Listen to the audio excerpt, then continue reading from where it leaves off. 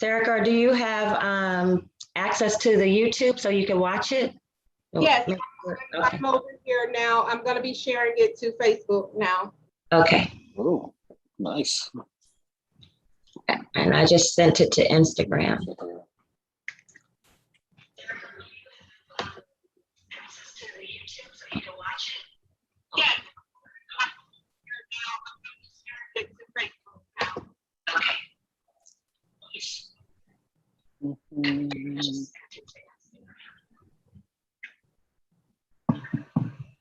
Okay.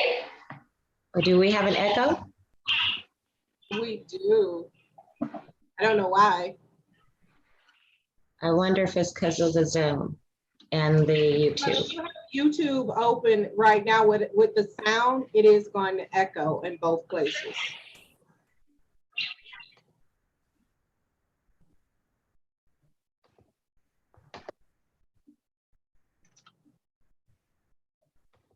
Okay, how about, how are we now?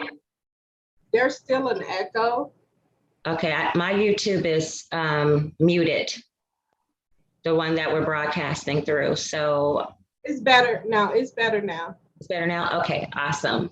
Hello, everybody. Hi. You know, there's technical difficulties wherever there's Stephanie.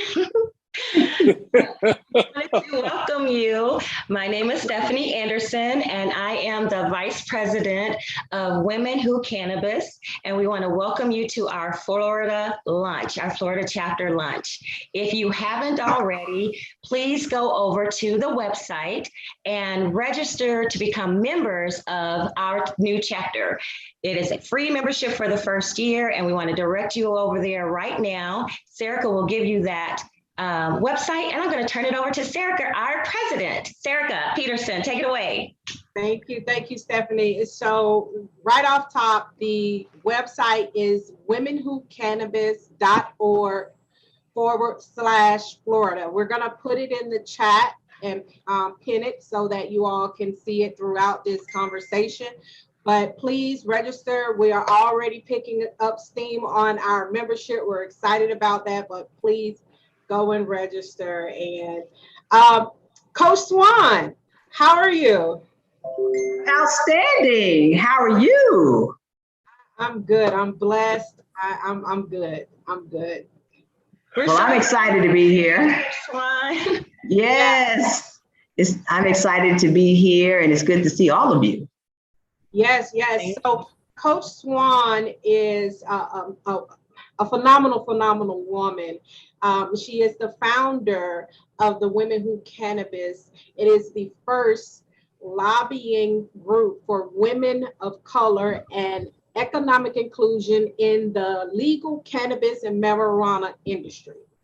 I said that really slow. I'm gonna make sure she says, includes this in the description of what we're all about. And I met her in August at their conference. They're doing amazing things. And I said, hey, I want to bring this to Florida. We need representation. We need some voices together speaking on the same issues, which is what you are already doing. And that was history. And here we are launching the Florida chapter today for the Women Who Cannabis. So Coach Swan. Yes, ma'am. How did all of this come about with you for the Women Who Cannabis, and what is your role right now in the cannabis industry for women of color when we're talking about economic inclusion?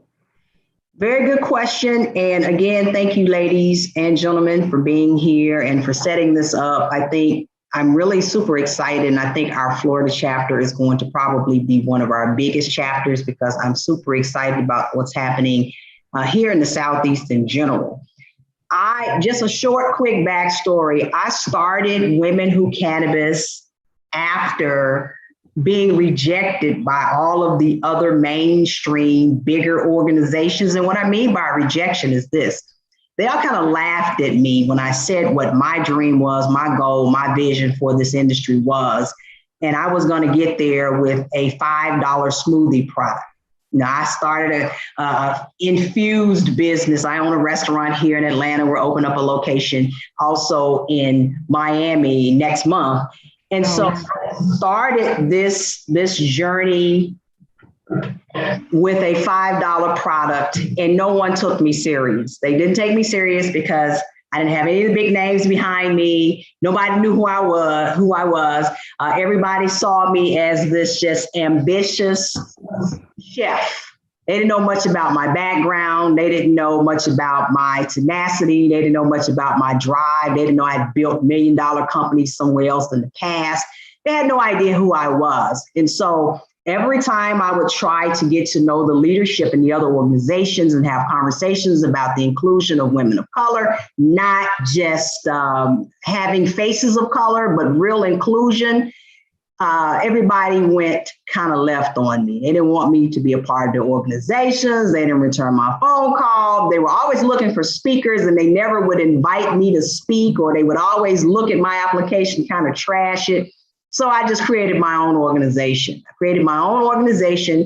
And now our organization is the leading organization for women of color in this space in terms of lobbying. We're the only one out there lobbying for the interests of women of color and people of color in general for the inclusion of us in this industry at large. And so now everything's just kind of flipped. I was on the outside looking in, and now people from those other organizations are trying to be a part of what we're doing.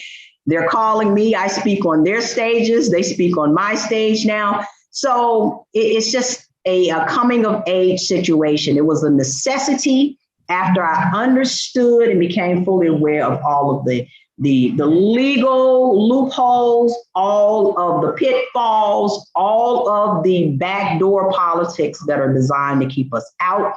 And I started calling people out, and I started getting in politicians' faces. And so now I've become that person that people call when it's time to talk about these issues on a serious level. So we were pretty radical at our beginning stages. And so now we've almost become mainstream, if there is such a thing in this industry right now. So that's kind of the long and the short of it. Having a face and creating my own platform for myself and women of color.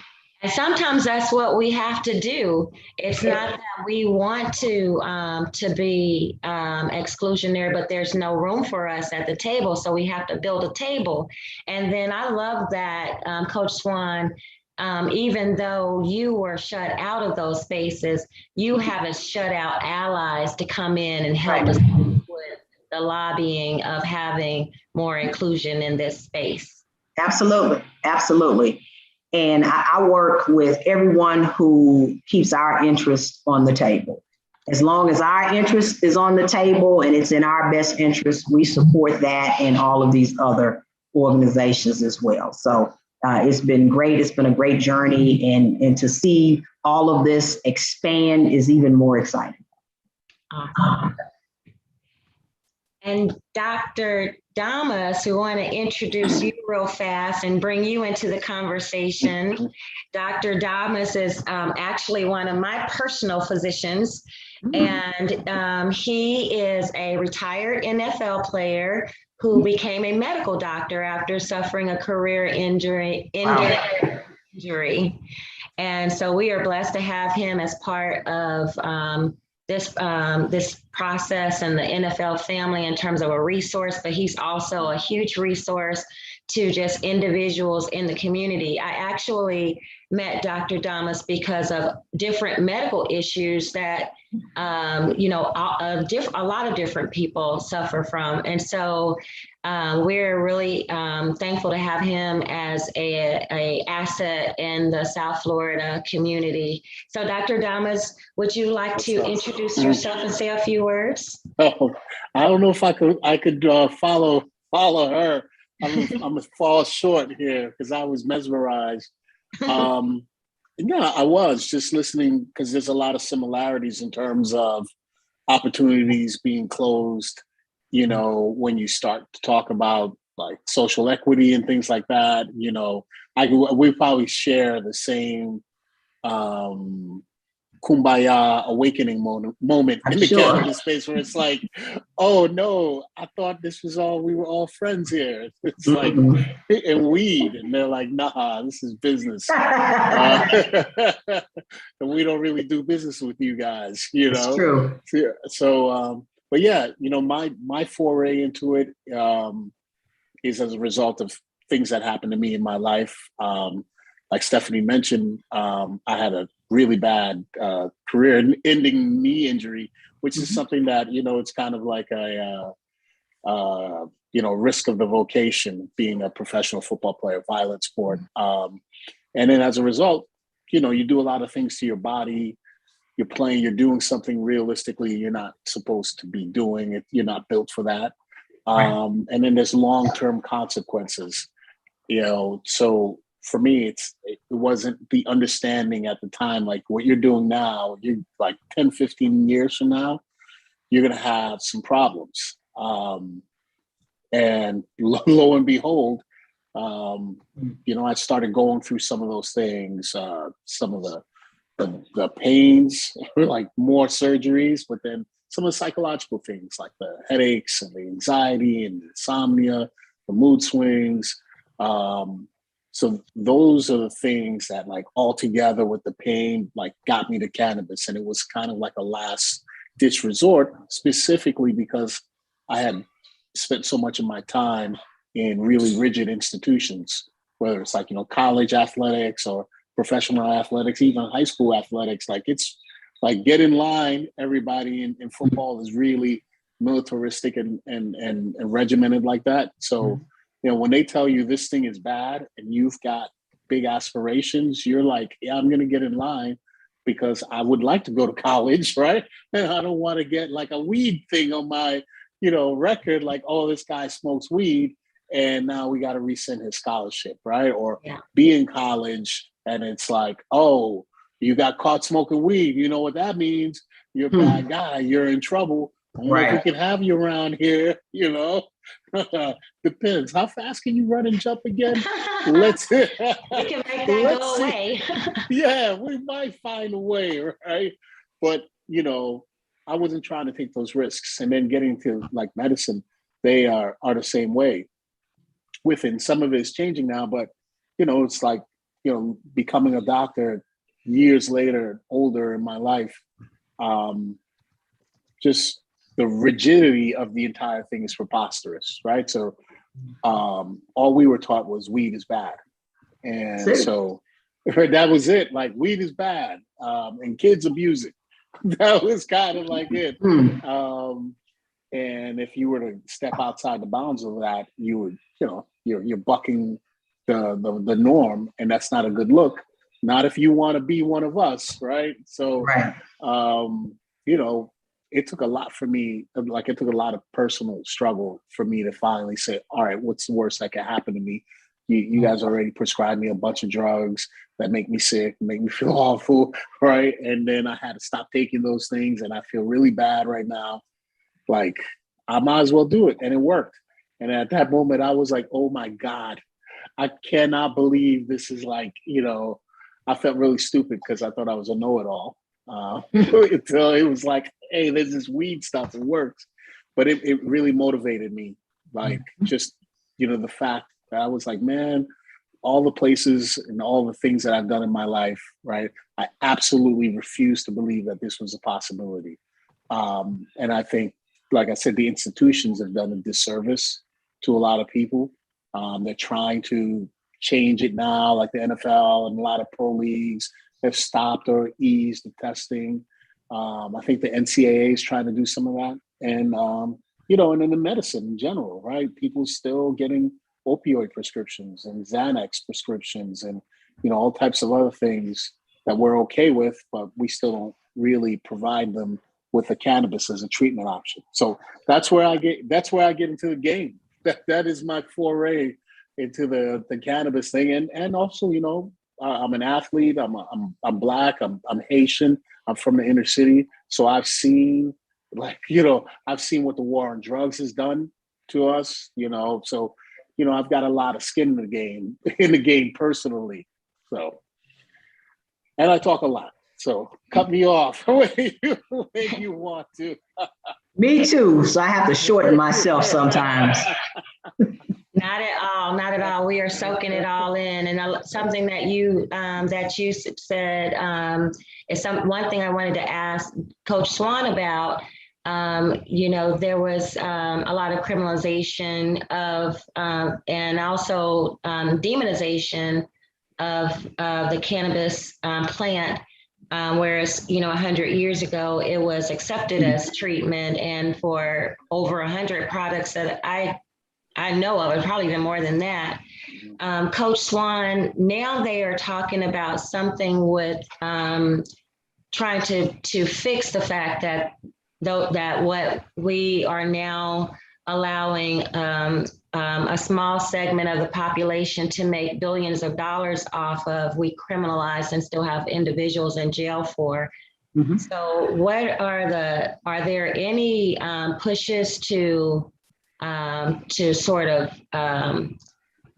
right some of the situations in which there were nonviolent type of arrests where there was cannabis use or something similar involved? Well, let me just back up a little bit and kind of share what our mission is, what Women Who Cannabis is really all about. We're about education, information, certification, and funding. We do all of those things for our members. Information, education, certification, and funding. So we have a certification that we do offer our membership on cannabis as a business, because people have to understand this is a business and you have to run it in a different kind of way. This is not the kind of business where you can just go out and get a license and open your doors. You have to really understand how to operate and function legally in this space, and all of the different little things that you have to do and the nuances that you have to do or that you can't do, but you have to work around. So one of the biggest pieces of things that we do is we inform and educate our membership on legislation. We talk about politicians who are not in favor of what we want, which is inclusion in this industry. And first of all, it has to start with that politician supporting policies to legalize. And if they are not even supporting those policies, they cannot be for our interest in this space. So we have not endorsed any politicians in the past, but going forward, we will. So having said that, there are so many pieces of legislation out there. We have local with city councils around this country in all major cities. And then we have statewide legislation. Then we have federal legislation.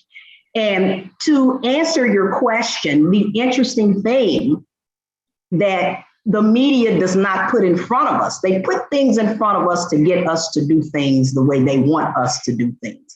But when there's information out there that could change our perspective, that information may not find its way to us. For example, we have to understand where criminalization really came from. We talk about the war on drugs, but we have to be real specific when it comes to marijuana. And here's why. The war on drugs started with marijuana. It incorporated crack cocaine. And then there was legislation that came that was specifically targeted towards communities of color to keep us out of this industry forward thinking. And that was the crime bill. And people do not understand the reality of the Clinton crime bill that was written by and authored by the current president, Joe Biden, Bill Clinton, then president, and then First Lady, Hillary Clinton. The Clintons are lawyers, so they knew exactly what they were doing, okay? So this bill is really responsible for the mass incarceration of people of color. It is single-handedly responsible. But what we don't really hear is that 87% of the people locked up under crime bill provisions are locked up with possession of marijuana charges. So it really was about marijuana, to be honest with you. Just the timing and everything associated with it. And that's a long, long, long discussion. But the short answer is this. There was legislation that passed in 2019 that we have not heard about. It's called the First Step Act. Have either of you heard of the First Step Act? I have heard of it, but I haven't heard of it since they were talked about it. Well, Van Jones, everybody may be familiar with Van Jones. Van Jones, commentator, he's an attorney, Yale Law graduate. Van Jones has been kind of fighting against the crime bill from a legal standpoint, trying to reform the criminal justice system that was changed under this crime bill. So Van Jones broke ranks with some Democrats and went and had a conversation with then President Donald Trump, along with several other people, not just Van Jones, but several other people. There was a lot of movement in the background. We never heard about it. And the First Step Act was created under the Trump administration because they made Donald Trump aware of all of this mass incarceration that happened under the crime bill. He's the first president, quite honestly, that put forth any legislation to try and undo any part of the crime bill. And it's almost 30 years of inception.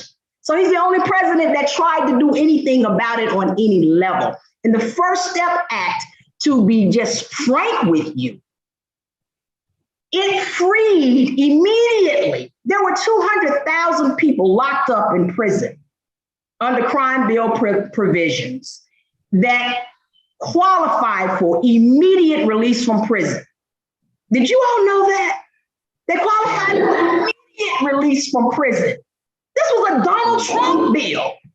Okay, this was a piece of legislation passed under the Trump administration that got one mention on CNN. And I have the video of the one mention on CNN. It got mentioned nowhere else. There are people who are in prison right now that get released under the First Step Act. Their lawyers are not helping them get out because their lawyers don't know, their families don't know, and the institutions make more money keeping them locked up. So they're not going to let them out unless somebody comes and intervenes. And simply put, the First Step Act says, hey, there were too many sentences, mandatory sentences handed out to people who should not be locked up in jail for the rest of their life for just the simple possession of marijuana. Yeah. Or even large quantities of marijuana. You shouldn't be going to jail for that. Yeah. Not for the rest of your life. Yeah, especially when we do some of those. Especially when we look at some of the sentences that have been passed down for far worse crimes against women and children. But I encourage everyone listening and watching to go and read this First Step Act. That's the first thing that we want our membership to do. Educate yourself. Don't believe nothing nobody else says.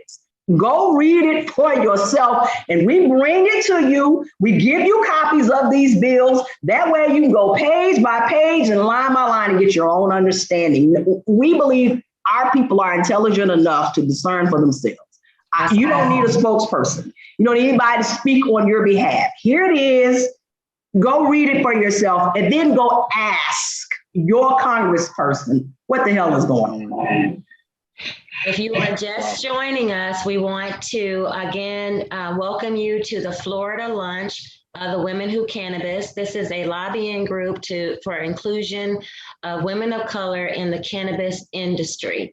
And if you would like to be a member, we have our first year's membership is free for our first 100 inaugural members. And you can register for that membership at www.womenwhocannabis.org/Florida, www.womenwhocannabis.org/Florida. And there's a link to register there for a free membership. And so we are talking with Coach Swan and Dr. Irvi Damas. Dr. Damas, the name of your company is Dr. Damas. It's real easy. Wellness. Dr. Hervey Suave Damas Wellness. There it is. Put that on the billboard. Are you in pain? Suave. Suave Damas. Suave. That's all I was looking for in my life, was a suave doctor. I have given it to and everything. All right, I'm busting your chops. All right. We're super excited about, starting our first chapter here in Florida, the inaugural chapter here in Florida. And Coach Swan, we wanted to also give you an opportunity to tell a little bit about some of the specific things that the members will do as part of Women Who Cannabis. There's so much that can be said, and we just never have enough time to get all these things out. But we want our membership to be active in the political process, because if you don't like politics, this is the wrong industry. This industry is 100% political. You have to educate yourself on the politics, on the laws, and you have to put forth the pressure on your elected officials to do the things that we need them to do, so that our inclusion is secured in this industry at the federal, state, and local level, because all three of those things matter, by the way. So we write letters with specific action in mind, a specific process for writing a letter, making a phone call. If there's action that we need to take right away, we immediately email in or text our membership into that action. Here's the issue, here's the action that we need to take. And we encourage all of our membership to know who your local politicians are and your statewide elected officials. You need to know who those people are. You need to go visit them. You need to get on their calendar. You need to say you are a constituent in their district and let them know what you stand for and that you belong to this organization, and that we are strong enough to unelect anybody we want to unelect that is not working for the better good of Black folks, people of color, people of women of color, for the inclusion in this community. And I say inclusion because there are a lot of advocacy groups out there, and there's nothing wrong with advocacy, but we are not advocates. We are business people, full grown, and we want our seat at the table. We don't want the crumbs dropping off the table. We want to be included in the legislation like grown folks are. So that's what we stand for, and that's what we represent. And our members are very active, writing, calling, and meeting with their elected officials. So one of the things that I want to make sure we say is that we are not party affiliated with any party. We have no allegiance to any party. None of them. Interest driven. So as long as you have interest, we'll have a conversation with you. You said none of them. None of them. None of the above. We are not party driven at all. We are issue driven, even if it's a single issue whatsoever. We're not party affiliated at all, and never will be.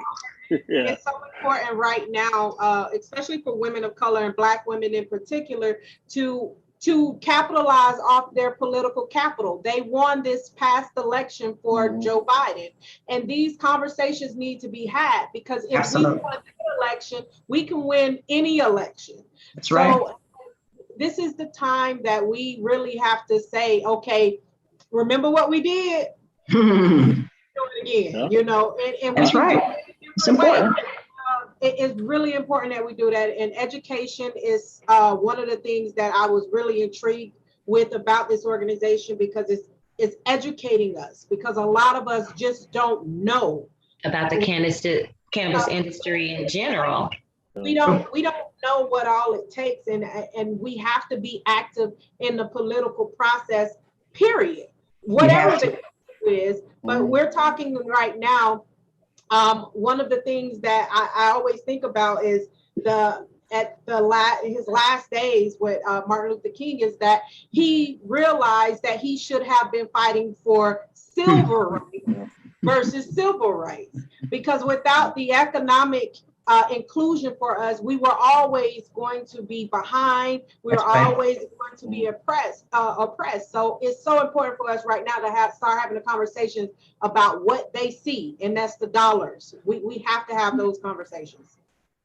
Dr. Thomas, I was going to ask you a question. When you are in the wellness field, the cannabis wellness field, and one of the things that we were really we were drawn to Coach Swan and to Women Who Cannabis for is because there seems to be a lot of barrier of entry into that field. Can you talk a little bit about some of the barriers that you faced or some of your experiences in getting started? Yeah. I mean, first of all, because of the years of propaganda and the stigma around cannabis and the legality of it, there were a lot of, for example, financial restraints because you couldn't bank, right? So even though you weren't a cultivator or someone who actively dealt with product, you were an ancillary business. The ancillary businesses at times would have issues, so sometimes you couldn't rent space. I mean, we had some issues finding space because of what we did, right? Which was, we prescribe medical marijuana, and then we also do wellness centered events, which are cannabis or CBD infused. So it was like, this is a cannabis wellness center, but it's completely legal, right? It's like, we're completely legal. And they're like, well, I don't know if this is the right thing. So we've had issues with payment processors, shutting down on you, keeping your money for a long period of time, right? So, having your capital frozen, websites being shut down, right? And then you got like angry customers and things. And so all those challenges, like over time, some of them have gotten a little better, right? With the passing of the Farm Act in 2019, which allowed for some things to happen. But there's still a lot of barriers. Funding, like, I'm self-funding. I'm luckily I have, I ain't gonna say I got money. Let's not say that. Luckily, I am able to put my money into this venture. All right. Thanks the Lord. Praise God. Right? Yeah. I got a medical license, which allows me to make enough money to fund my own cannabis business. Yes. But getting funding is, first of all, it's always difficult. We know for people of color, right? We know we're not going to do it. But then getting funded in the cannabis space, like, it's a weird eye-opening kind of thing, like I mentioned earlier, because you think this is like from the outside, it should be a kumbaya, like, hey, we all are like pulling the rope together, aren't we all want the same objective, right? Me, the hippies, like, hey, we're all cool, right? And then, but when business time comes around, there's a lot of the same things. It is a lot of the same things. And as a matter of fact, a lot of venture capitalists in the space. So you're getting a lot of the same finance guys and things throwing their money around. So it's even harder for you, I would say, probably as someone in the cannabis space to get funding for things just because of the exclusive nature of some of the machinery, the traditional financial levers in the United States. This is how it works, oh boy. Now we're just going to concentrate that a little bit more in the industry. So you see a lot of people fail. I'd like to see some data and see like how much failure there is when compared to other industries, because, there was like a green rush for a period. Everyone thought they were going to get into it. And so, yeah, I would say for myself, a lot of the same barriers I try to, when people approach me and like, hey, I want to get into the business, I always tell them like, what is it that, I'm a physician, right? Like, so I'm like, this is kind of like what I'm doing. I'm just adding cannabis to something that I'm already proficient at. Like, I already know how to do this stuff. So I'm combining kind of like a passion or a very, very important interest, and I'm combining it with a skill set that I've developed. And like, here we go. We're going to make people feel good. We're just going to add a little weed to it, right? It's like, so that's the business model. Give them a place they can trust. You trust your doctor, that kind of stuff. And so I would always tell them, don't try to like reinvent yourself or like learn some crazy new skill that needs to be cultivated over a long period of time. That's really hard to learn, right? And then like blow yourself out. And when you could have, if you're a graphic designer, just, apply that to the cannabis space and the companies that need all that graphic designing. Yeah. You don't need to become a cultivator, thinking like that's the way I'm going to get into it. We don't need to become a retailer, right? If you don't know how to run a retail shop, right? Like if that's not really your thing, no reason to say I'm going to become open a dispensary because I heard there's a lot of money in it. I think that's, you could open a Dunkin' Donuts, for that, right? Because there's a lot of money in there, huh? No, I totally agree. And when you were saying that, I was thinking to myself that there are so many related businesses that that could be opened, just because there are some people who do not understand working in this space yet. And so, like you said, if you're not interested in opening a field, starting a growing field or opening a dispensary, then you could certainly just go ahead and do websites for companies that are in the industry, or do the banking, the processing. That it sounds like a perfect. There's like a lot of new industry, existing industry that can be translated over into this. Can you all hear me okay? Can you hear me okay? Yeah. Okay, I wanted to piggyback off of something you said. Cannabis Industry Executive Magazine. Cannabis Executive Magazine says 80% of the cannabis startups will fail. There is an 80% plus failure rate in this industry. And most of it is because people just don't understand how to set up their business. It is not like traditional business. You cannot just go out and incorporate yourself any old kind of way and go get a license and go. You can't do that. And the things that you've come up against, those are things that I coach people how to get around. Because I experienced them myself. No one taught me anything. And I decided I'm going to teach our people how to do this the right way. So that's important. Thus the coach name. So you can't process a credit card just anywhere. In fact, you're not supposed to, put your money in any FDIC bank right now. Technically, if your money is in an FDIC bank, you are breaking the law. And if that bank finds out that, even if you're in a CBD space that's legal wherever you are, you're not supposed to have your money in an FDIC bank because it's against federal banking law to put any money from CBD, cannabis, anything derived thereof, hemp, in the bank. When we were going for licenses here in Georgia, we had to find other banks to put money in for the escrow because the banks, you can't put your money in. So there are workarounds. There are things that you have to understand. People are not supposed to rent to you. You're not supposed to go out there and get office space, retail space, none of that. All of that is against the law. And the thing about it, however, there is a bill floating around, has been floating around since before Trump left office, and people are dragging their feet on it.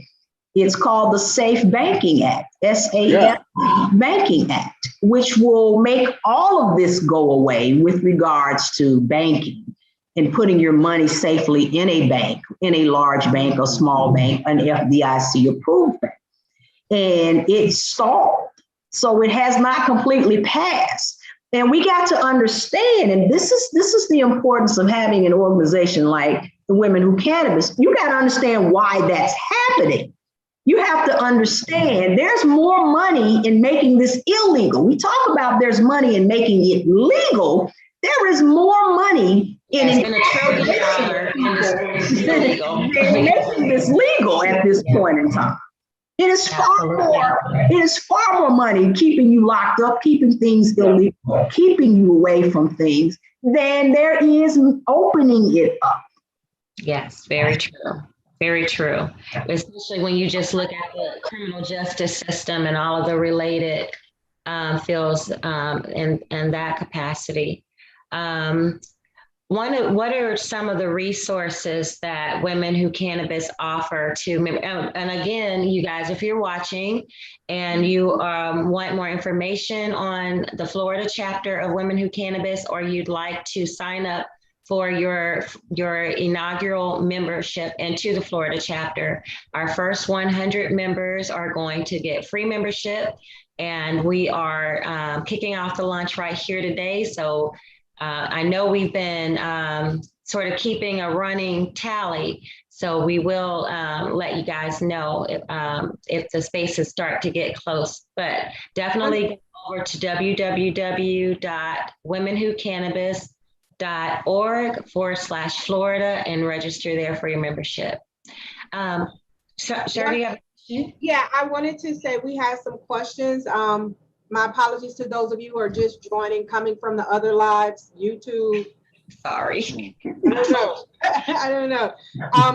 A question came, how long is the course for the certification and the price? I don't know if you want to go over that right now, but the question about the certification in this industry, I think we definitely need to answer that question. And if the price is something you want more of a consultation about or have them join, those are part of the perks of joining.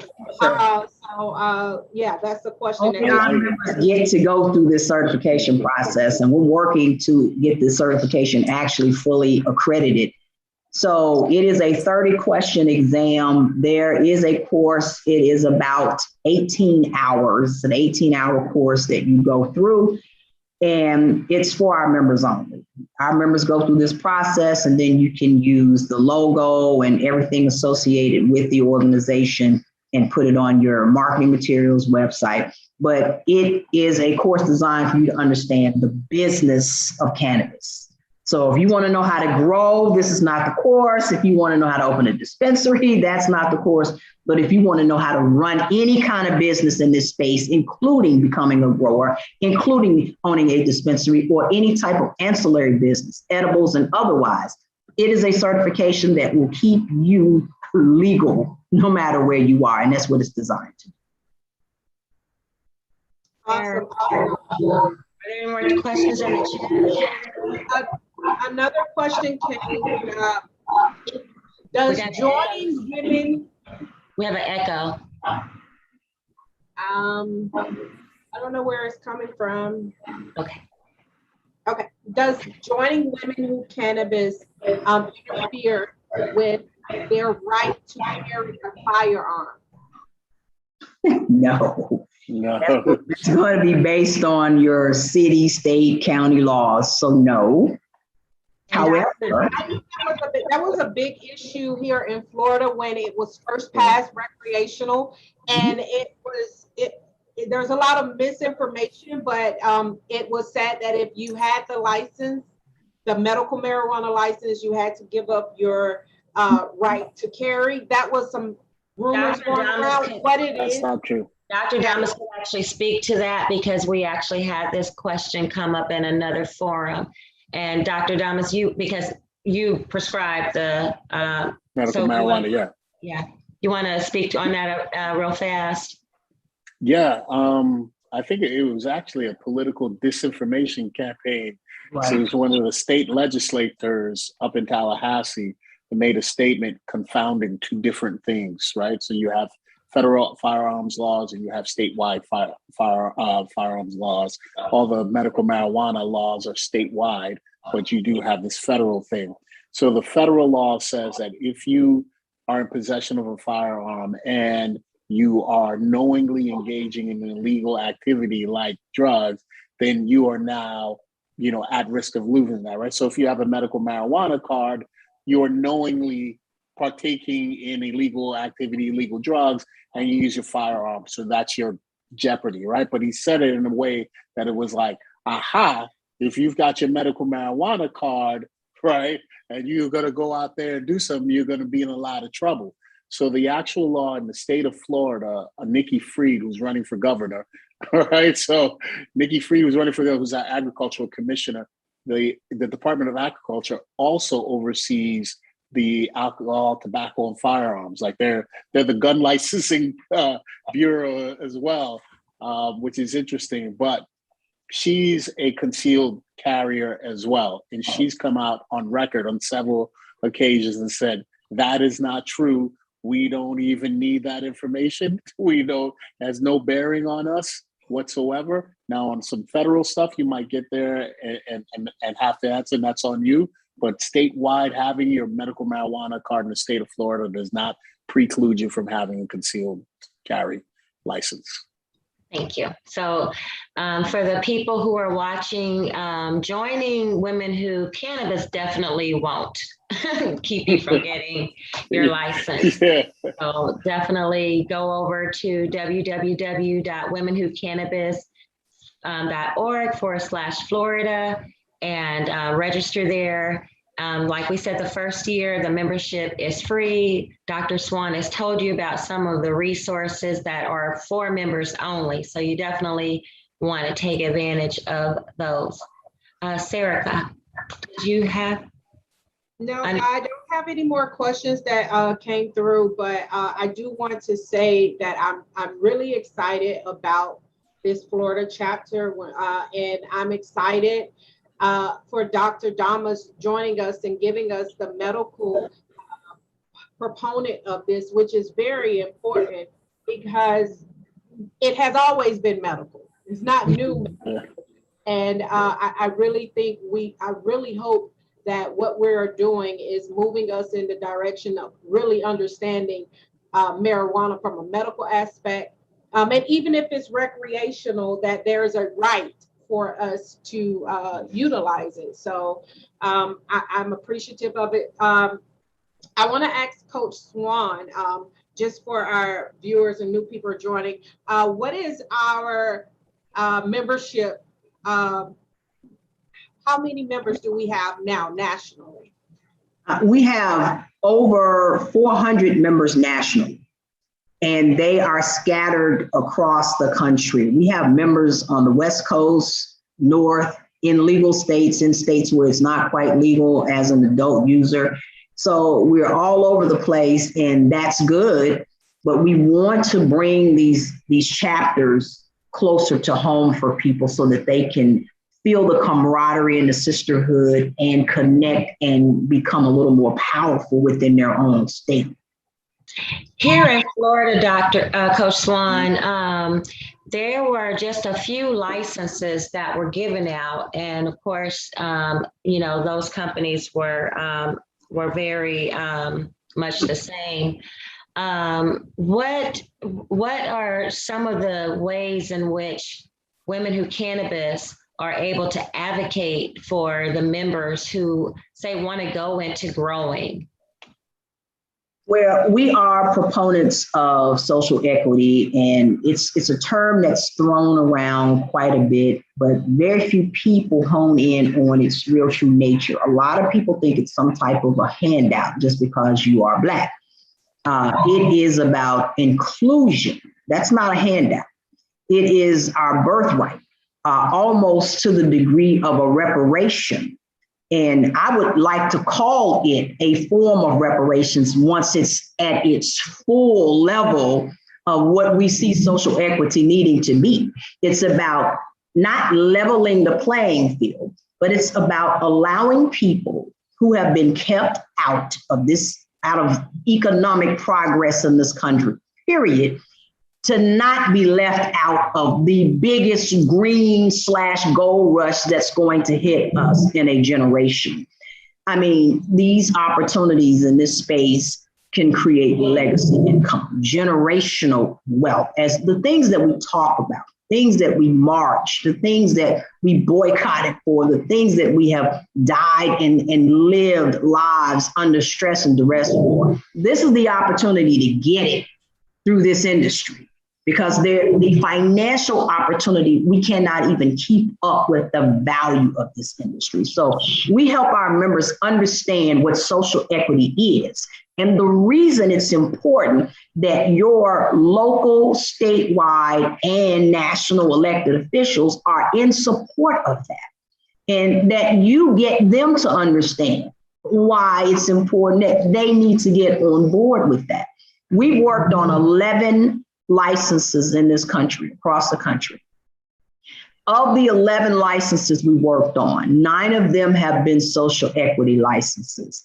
Of the 9, 5 of those licenses have been issued, 3 statewide around the country, 2 more of the local social equity licenses like places in like Detroit. So out of 9, we've gotten 5 members of my team, we've gotten 5 of them through the system. Nice. And 4 are still pending. So it may be 9 for 9. We're just kind of in a hold pattern waiting on those. And there are very specific things in other states. Every state has their own specific thing for social equity. And you're going to find social equity mostly talked about in major metropolitan areas, Atlanta, LA, Denver. You're going to talk about that in Chicago. You're going to talk about it in Detroit, New York City, places where there are large Black populations. And the sensitivity to that and the discussion for that is a little more open. But what does it need to look like? Because social equity has, in some cases, looked like, hey, if you've been convicted of some type of marijuana charge in the past, then you'll get points off of the application process. And therefore, that may mean if you have enough points off or enough points added, however direction it goes, then your license, your application moves to the front of the line, and you may get a license for virtually $0, just to give you an example. But there are so many other things. We want women of color to move to the front of the line also. And that doesn't mean we don't want everybody of color. We just have to take care of ourselves first sometimes. You know, that's all. We want to take care of ourselves first. So, you know, what's interesting about what you're saying there is in the medical marijuana field, like on the medical side, when they do surveys about who the patient population is that's getting, you know, medical marijuana are using, right? It's like, usually it's a male, near middle age, complains of chronic pain, anxiety, whatever, right? But the second group is women, 33, 55, anxiety, chronic pain, chronic illnesses, you know, all this stuff, right? But what they fail to take note of is the fact that women don't what's the term I'm looking for? They notoriously underreport stuff when you send them a survey. That's right. Like, yo, it's none of your business. I ain't telling you, right? So in medicine, so a lot of surveys that women get in, like overall general, not marijuana, but general medicine, you know that you got to round it up, put that error range in there because women are not telling you their business. So when I started my business, I thought it was just going to be athletes, right? It's like, because that's why I play ball with these dudes. Most of my patients are women, most of them. And so I'm like, it's literally true. These are the people that are driving the industry, but silently. Most of my patients are actually women of color, which is another thing that I was like, oh man, who knew? Like, I didn't know this existed, right? So I think like what you guys are doing is really important because you fill a void. And it's like, you know, if you build it, they will come. There's a lot of women out there that's like, I want to get into the industry. I want to, like, I need a way to enter, you know, a way to get in with somebody that I trust or some people that's going to look out for me. So I think you guys are like really, really doing something that's very, very well needed in the space. Yeah, I agree, Coach Swan. It's something, you know, there are very few organizations that do take on the economic interest of women in general, and even fewer that take on the interest of women of color. And so to get into emerging space and to have have an organization you know, already on the forefront of that is incredible and, you know, very insightful.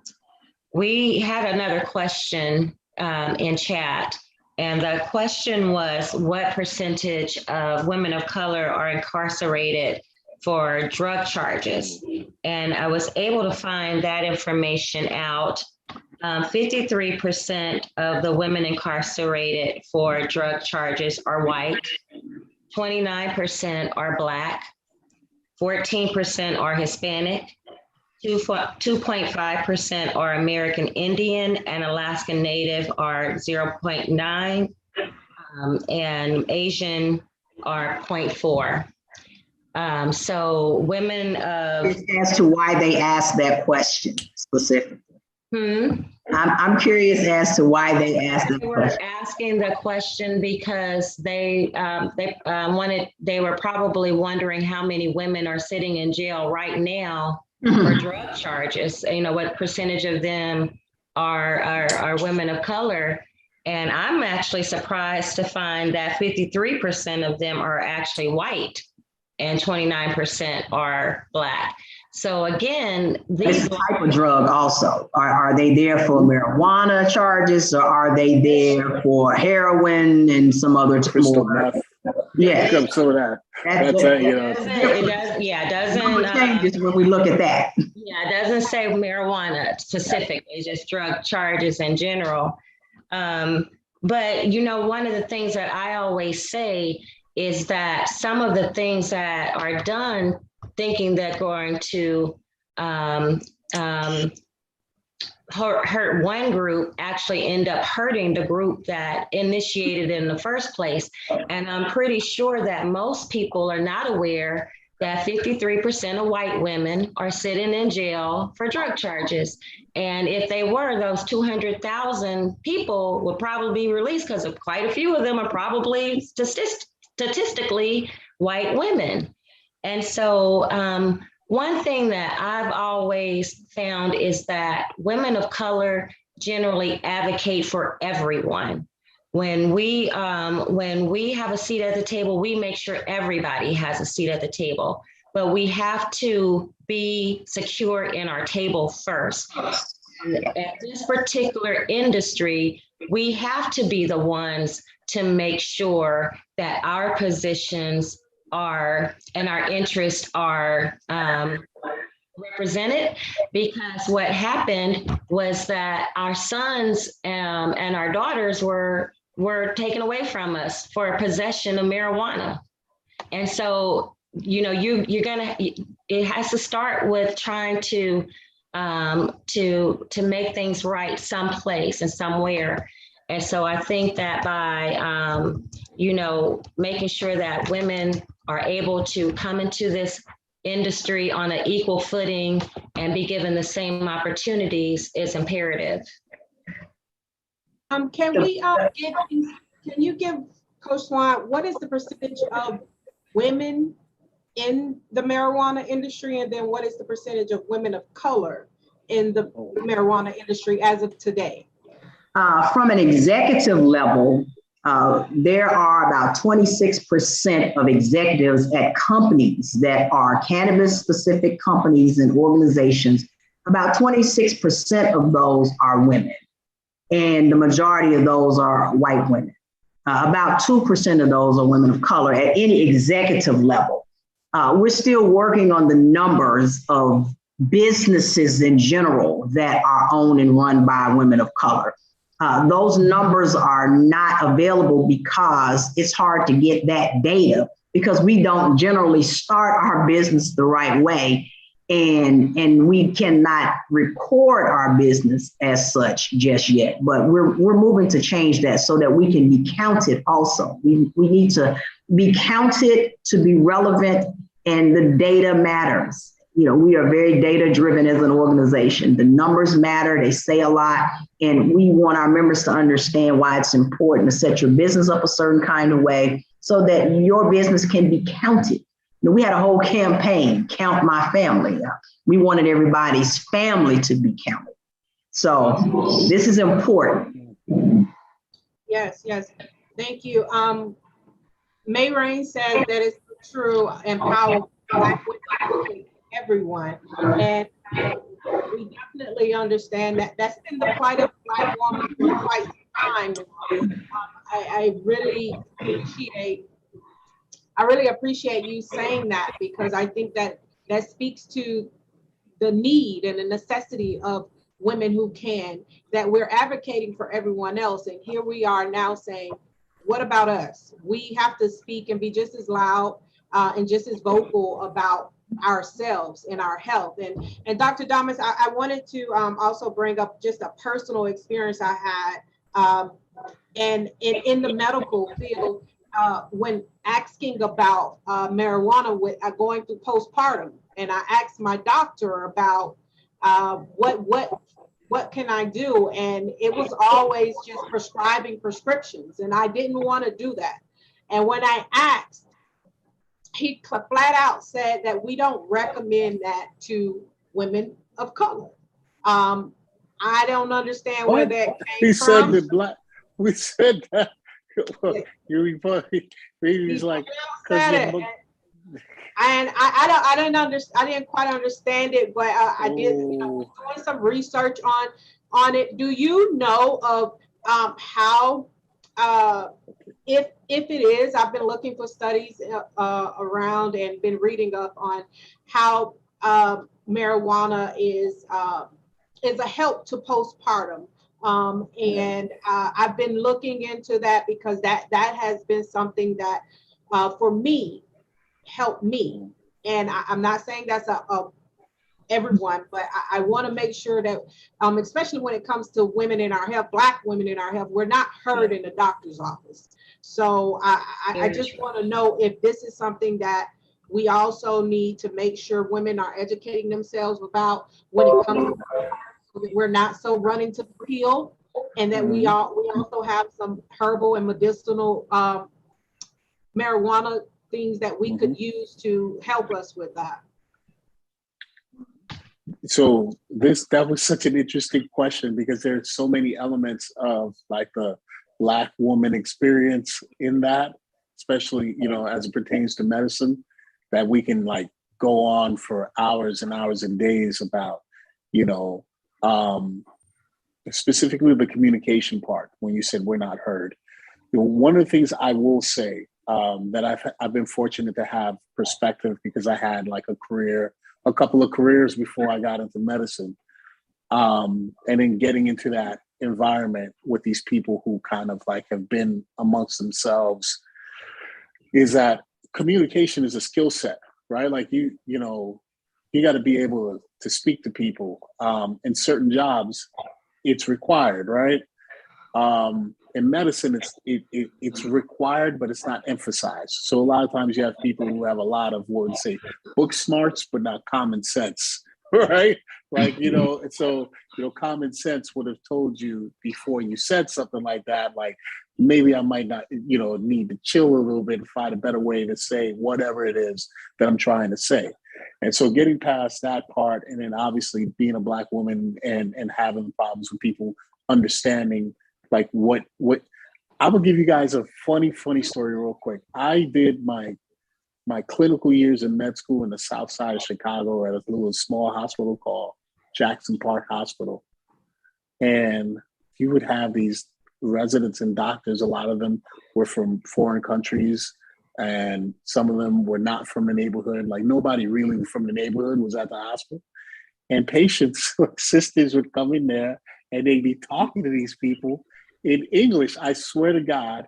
And I'd be there, I was a med student, and they'd look at me and be like, can you translate? And I was like, what are you talking about?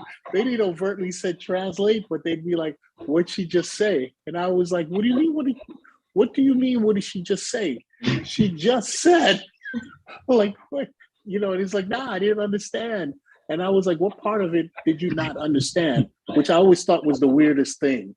But so getting on to your question about marijuana. So there are a couple of things. I don't know the data or whatever that he's talking about, or he could have been talking about when it comes to Black women. When I did my OBGYN rotations in med school or anything like that, I don't remember anything like having any studies saying this is deleterious. Now, there's a couple of things that may be talking about.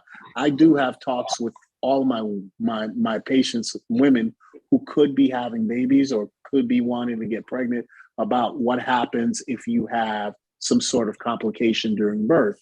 They will test you for everything, right? If there's some sort of like, and then once that happens, if they find THC in your system, they're going to put you through the system. Like if they find that on your test, put you in the system, you do not want child services on your behind. So that's, you know, I always do that as kind of like a, hey, best case scenario for you and your kids right now is to chill out, during the pregnancy. The other thing is breastfeeding. We do encourage sisters to breastfeed, and sisters, for a number of reasons, have lower, success rates in breastfeeding. There is a concern amongst some people about the transmission of endocannabinoids through breast milk to the babies, right? So that could be something, but from the sound, I'm going to give you the science. I'm going to give you all the knowledge. But from what it sounds like, that dude was ignorant as hell and didn't know what he was talking about. But I'm going to give you the science, So ultimately, if you're breastfeeding, that could be something that you'd be concerned with, right? I can't see that. Yeah. Dr. Damas, can you tell us some of the conditions that you treat using medicinal cannabis? Mm-hmm. All right. In the state of Florida, we've got, I think, 10 or 11 conditions that are qualifying conditions. So we'd go HIV/AIDS, cancer, ALS, which is Lou Gehrig's disease, which is like a disease that basically strips your nerves raw, paralyzes you. Then you've got MS, multiple sclerosis. Crohn's disease is an autoimmune disease and attacks your gut, your intestines. We've got glaucoma, Parkinson's, post-traumatic stress disorder, and chronic non-malignant pain that's associated with one of those conditions. And then we have one, which is pretty cool, which is allows us to get patients in based upon the physician's recommendation, which is medical conditions of the same kind or class as one of the others. So for example, anxiety is something that I didn't mention as a qualifying condition, but PTSD is amongst the anxiety spectrum of disorders, general anxiety. In this society, pretty much everybody's got some sort of anxiety, right? Everybody's got anxiety, right? PTSD. We survived. Right? And PTSD. Listen, I'm gonna be honest with y'all. This is gonna make y'all. I just have gotten to the point in my life where I'm so far away from the hood, from Brooklyn and everything in the 80s and 90s crack, that I could look back. And when I look back in my memories, I'm like, what? That was crazy. So I'm like, man, I think I got PTSD. Just thinking about like the 80s and the 90s and the crack and HIV/AIDS epidemic and the war on drugs and like it was, and then there was crack babies. It was crazy. So PTSD. So a lot of people get through with anxiety. We've got a lot of autoimmune for our. What I've been getting a lot of is fibroids. We have a lot of sisters that come in with complaints of fullness, pain, cramping from fibroids. I'm fortunate enough that I can, I've got enough experience in medicine. I can give them different treatment options, and then we have options from suppositories to the gummy bears to different things, so you can get it all there. We have some autoimmune diseases. That's a common thing. So we have some Crohn's, some IBS. Did you mention epilepsy? Epilepsy, oh yeah. So epilepsy is another. That's a big one. That we just had 2 patients in with epilepsy today. And there's different types of epilepsy. So epilepsy is epilepsy. Interesting thing about the illegality of cannabis products is that there's a drug called Epidiolex, which is FDA approved for the treatment of severe epileptic syndromes like Dravet syndrome, and the active ingredient is CBD oil, right? So it's like you guys, right? But to get the legal CBD, it costs you about $30,000 a year or something like that. Wow. Like their pharmaceutical CBD for the treatment of those seizures. So yeah, so we cover a spectrum of things, and one of the best things I think is that most people come in here and they have something going on, but they need to speak to somebody. And as you mentioned earlier, like people are not heard in their doctor's office. And so I think doing this kind of medicine allows us to kind of recreate that traditional, like the doctor was like, he was like a healer, right? But it's not just like here, let me put a Band-Aid, but it was like somebody you could confide in, somebody that makes you, heals you in more ways than just patching you up and sending you on your way. So it's a really, great space. And then we do all these other things where we do, sound healing, we do yoga, we do Pilates, we do, all this other stuff with it's CBD. more of a preventive too. Yeah. So, Coach Swan, I wanted to ask you. Right now, we know that the cannabis industry is a multi-billion-dollar industry. The next 5 years, where do you think this industry will be? Are you asking dollar-wise or opportunity-wise, or what are you asking specifically? Let's do both. Let's talk dollar-wise. I definitely want to talk about the dollars. That's a good conversation. But also opportunity-wise, what are the opportunities that our members and people who want to get into this industry, like Dr. Damas talked about, who may just be graphic designers or something, what are the opportunities that are existing now, and in the next 5 years, what does that look like?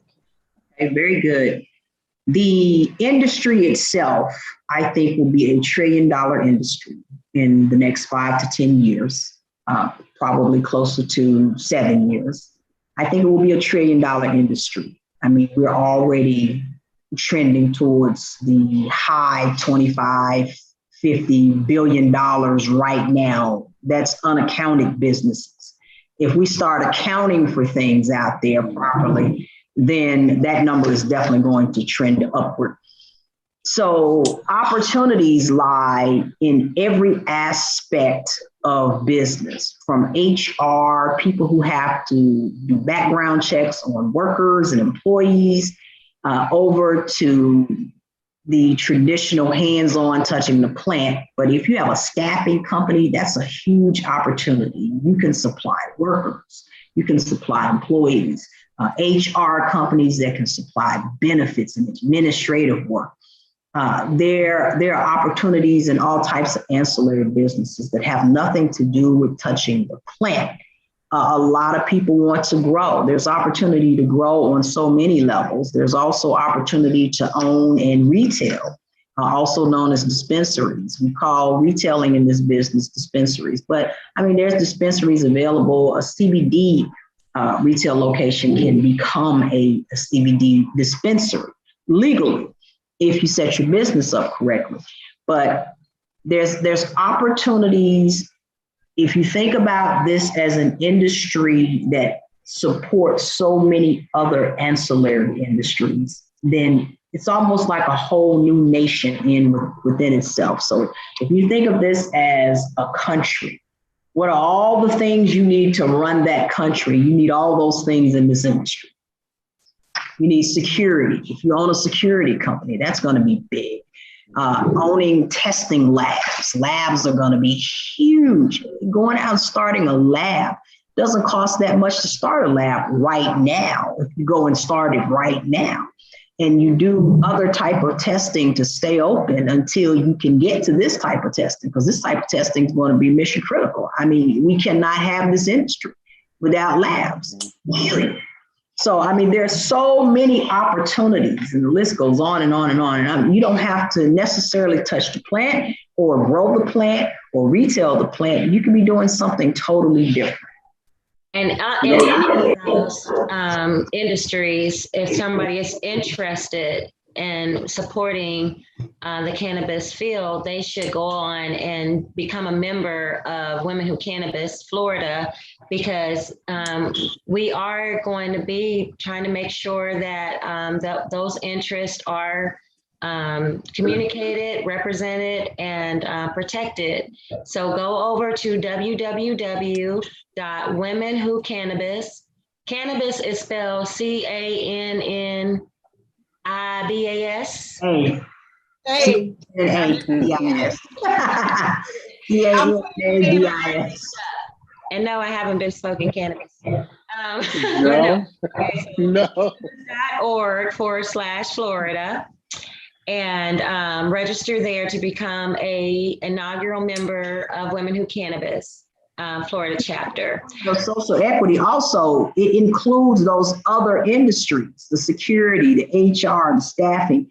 Social equity can be inclusive of those things, saying that if you get a license, let's just say if you don't get a social equity license, you get what we call a mainstream license or a primary license. You have to take 25% of your business and contract it out to a Black-owned, minority-owned firm. You know, I don't necessarily like the term minority because that encompasses too many other people. That's not necessarily us. So I like things to be very specific, but I want you to understand that that's been challenged also. So we're working on specific language that's going to help us with regards to social equity, because there has been federal pushback, judicially speaking, when people have challenged licenses, such as what happened in the city of Detroit. There was a challenge to the social equity licenses there, saying that it is unconstitutional to grant a cannabis license to someone based on race. So we can't give a license to somebody based on them being Black. And licenses were being issued in Detroit based on race, and a federal judge stopped the city of Detroit from issuing licenses. So that legislation is on hold right now. But you have to understand that when we think we got the right words together, and you know, I kind of knew that was going to be a problem just because I understand the games of this country and the politics of the games. We have to say things in a certain way that nobody can take it and tear it apart.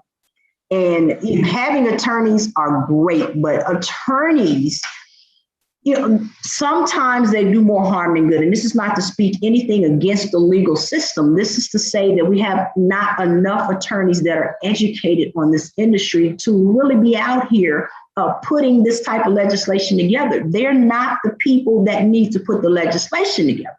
They are the people that need to protect the policies that we put together. They need to keep people from undoing the policies. So everybody needs to stay in their lane and not just look for financial opportunity all the time. Okay, I'm a lawyer, let me go out here and help you get a license, and everybody runs to the lawyer, and it screws the entire process up when it's policy that we need to make sure is strong, not the legal side of this per se, because the policy dictates the other legal side, and then the attorneys can go out and protect our constitutional rights if they understand constitutional law. So I did a little digging right now just to let everybody know the Women Who Cannabis Florida chapter. Right now, there are 22 license holders in the state of Florida for medical marijuana to grow. So I just wanted to make sure we put that out there so you all know where we stand right now. And I'll be also putting there are 22 licenses altogether. Altogether in the state of Florida, there's 22 licenses that have been given out. And have any of them been given out to women? I was looking for that data. I don't see it, but just past. I think Certera. I think Certera is the one. Certera is the one woman. Huh? I said, which is also known as Parallel.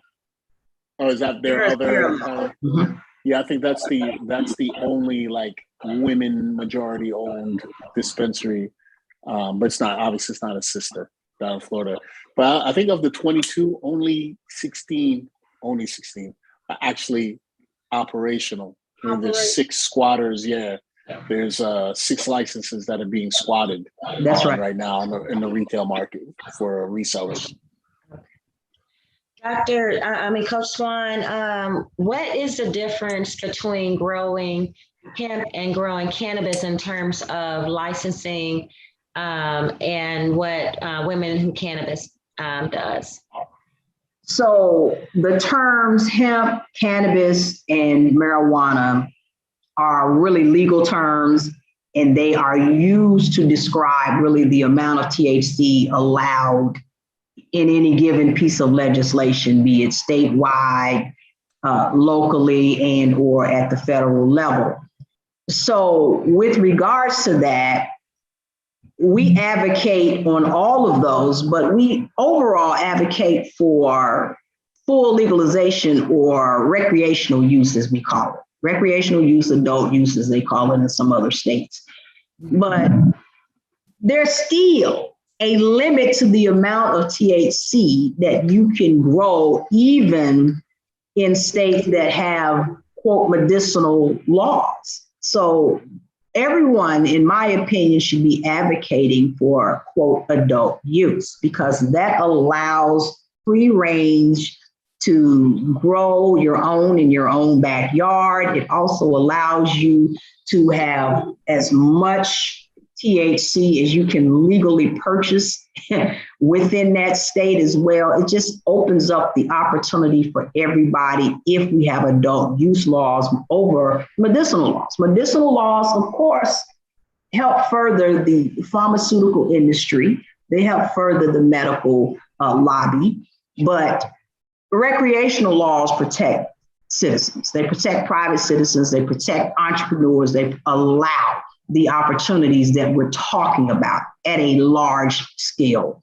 So when it comes to our advocating and or our, and I say advocating in that sense, when it comes to that, hemp, medicinal marijuana, and cannabis, we support it all. And it depends on where you are, what your state will allow. But I think we all need to be changing the language to cannabis, because marijuana suggests one thing, hemp suggests something else, cannabis suggests something else. If it's all cannabis, it's freedom for everybody. Mm-hmm. You know, I think the idea that we got to go through all this stuff just for a plant, like that we've all kind of like bought into this idea that like, hey, this is absolutely normal. Some people have decided we can't touch these plants. And no more tomatoes. Yeah, right. Like, if I catch you with a tomato that's 3 to 5, you know, and it's right. Think about that. It's like, if I see you with one more tomato on these streets, and we're all okay with it, like, yeah, now we're like jumping through hoops and doing all this stuff. That's right. The entire idea, it's preposterous. It's like who made you? Literally, who made you? God made themselves. It's ridiculous. And it's ridiculous that we have to understand what marijuana is versus hemp versus cannabis, and that we understand that it's all legalese. Yeah. The whole thing is preposterous. It is. And now it's being enrolled, it's being engulfed, they've somehow found a way to, roll it back into the machine and, start printing money from it and excluding us again. Yeah. And we've got a poor participation, not only in the financial side, but, as far as purchases of legal cannabis, we're behind, and some of that is on purpose. The city of Miami has an ordinance that doesn't allow the operation of a dispensary within city limits. Who's within city limits? Little Haiti, Alapata, all the black parts of town, right? And so, just the idea of like, man, they're doing it again. Just sitting there and watching, like, damn, they got us again. We're not participating in the riches being made at the level we should be. We're not participating in the benefits at the level that we should be. So we still, we still buy a lot of illegal stuff, putting ourselves at risk for, incarceration, violence, all types of stuff, right? It's a sad thing sometimes to think about it, and then our patients don't participate at the same level either, Yeah. Serica, you were about to say something? No, I just wanted to say the Women Who Cannabis, www.womenwhocannabis.org/Florida is how you can register to become a member. Our first 100 members will have a free membership for the year. This is a valuable group that you want to be a part of. Anybody can join. Just the education alone. To join. And again, we are really not advocating, we're lobbying. We're lobbying for women of color and economic inclusion in the cannabis and marijuana industry. So much important, so much information, so much knowledge. And Coach Swan is the woman who created and started Women Who Cannabis. I want to, give it to you if you have anything to say. I think we lost Dr. Damas. Yeah, I'm looking to see if he gets back on. He had a bad connection. Oh, okay. No, I just want to say this is great. This is wonderful. We have to have more conversations like this because people are not having these conversations. They're not ending the confusion. All of this is by design. We're confused and misinformed intentionally. I mean, this is all intentional stuff. There are so many opportunities that are in Florida. There are so many opportunities where I am here in Georgia also that people don't know about or they don't take advantage of. For example, like in the southern part of Georgia, which is the rural part of Georgia, which is the very white part of Georgia. I mean, they can go out and get a license tomorrow if they want one, and they don't have to go through the hoops. But that license and permit has some limitations. But the point is, they can go get one and they can grow. They can do that without all of the legalese of the statewide license. But the statewide license is the cream of the crop. And in Florida, for example, I mean, everybody in this space needs to go out and get a permit to infuse food.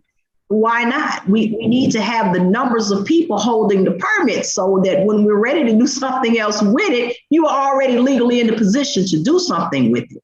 And the state of Florida is one of 15 states that allows you to legally infuse food with CBD, including CBD that contains the legal amounts of THC. But the progression of that is going to lead us to what's happening in Las Vegas, the consumption lounge licenses. So if you don't start getting where you need to be right now, you're not going to be in position when these things do manifest, because that's going to happen in Florida very soon. It's going to progress to that.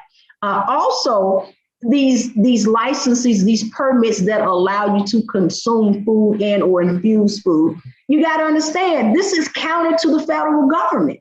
The state of Florida says, hey, I don't give a damn what the FDA says. We're going to allow people to do this in the state of Florida. So there's a lot of positive stuff happening in the state of Florida because, in my opinion, the next level of opportunity beyond growing is going to be in the consumption of this product, the full-on consumption of this product. And having one of those permits in the state of Florida that allows you to infuse is going to put you ahead of the game 5 years. You need to do it right there. So caterers and chefs Absolutely. go out and get that license and start using it. Okay, that's very good to know. And then you had another information. This is the type of information and knowledge that you get from joining Women Who Cannabis, the Florida chapter. You are going to get information up the wazoo. We are learning from Coach Swan. Stephanie and I are having our learning sessions. We're in school, and just because we are the president and vice president, we are the students to this as well. So we all are students, because this thing is changing by the minute. Nobody knows everything, and what we know today may be different tomorrow, quite honestly. Coach Swan, what is your average experience in terms of the cost of entering into this field on a basic level, with the licenses that you have secured so far? Now, the real cost to do business in this space is millions of dollars, really. You can get a social equity license in the under $200,000 range, depending on where. Now, in Florida, we're having a tough time with social equity. And so we really have to work really harder on that here in Florida. But something that will take you $10 million to do can be reduced down to $200,000 on the social equity side. And the reason the cost is so high is because of all of the different requirements and the moving parts that you have to have. You have to have a certain level of security. And not only that, you really do have to know, and this is why I keep emphasizing the political piece of this. If you don't know the sheriff, if you don't know the commissioner of agriculture, if you don't know the people sitting on the cannabis board, if you don't know any of these other moving parts, then you're not going to be able to even get the letters of recommendation that you have to get from them in order to even put in an application. These people have to say, hey, I'm okay if this person gets a license because they are stellar in our county, stellar in our community. We know them. They have to write you a letter as a part of the application process. That's why this is important. This is more politics than anything. It really is. And I know people don't want to believe it. Oh, they really don't. No, it sounds like it is politics all day long. Politicians signing off on your letter. It just really seems like there's some hand washing going on. There, tit for tat there. You have to get letters from local law enforcement. That's the county sheriff. Yeah. You have to get letters from someone within the Department of Agriculture. What is stopping those individuals from writing those letters for a fee? That's my thing. Like we have people that, have access, and some people who are actually out there. So I'll just, I must go. We had a member of our state legislature that actually passed the bill here for medicinal marijuana to quit after passing the bill to go and be in line for a dispensary license and a grower's license. Wow. He literally quit. And he was the leading advocate in the state.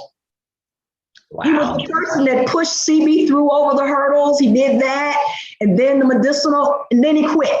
Then he went and got in line. And he is a shareholder in a multitude of companies. So It becomes a game.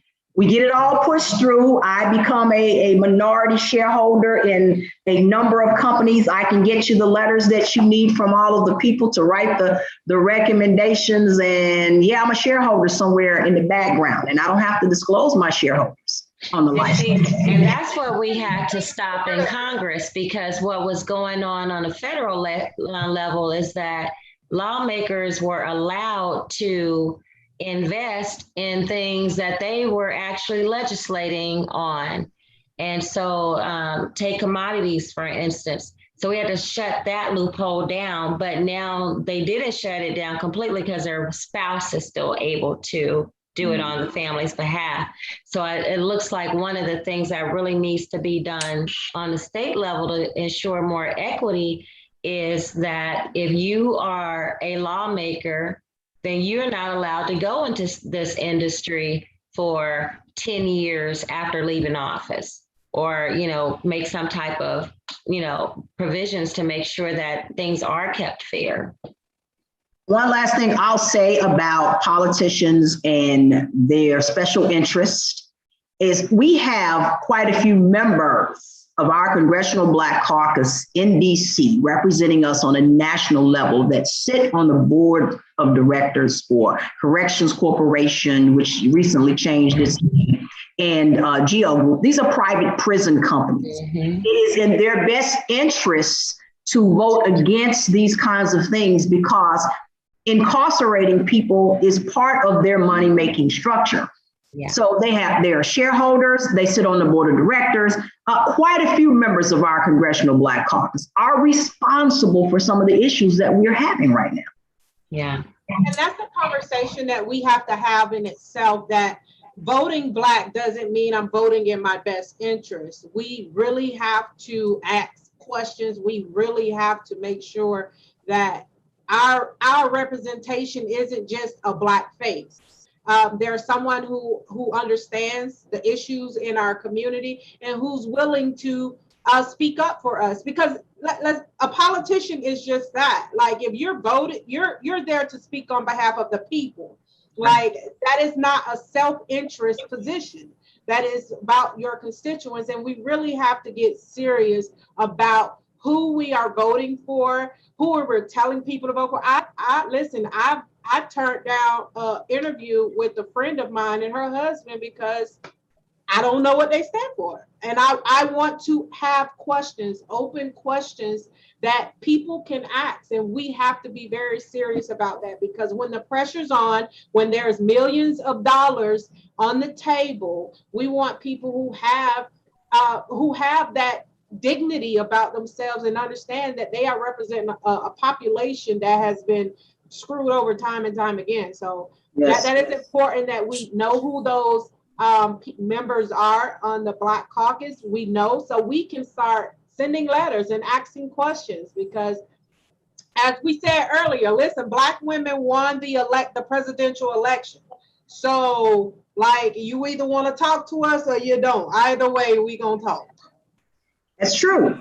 That's true. And, you know, we didn't necessarily vote in our best interest for president because of his policies against marijuana legalization. Unfortunately, that's his policy. His vice president now feels differently, but, you know, she has her own interest as well. And she's had issues in the past in that she was the enforcer of this crime bill that incarcerated quite a few people.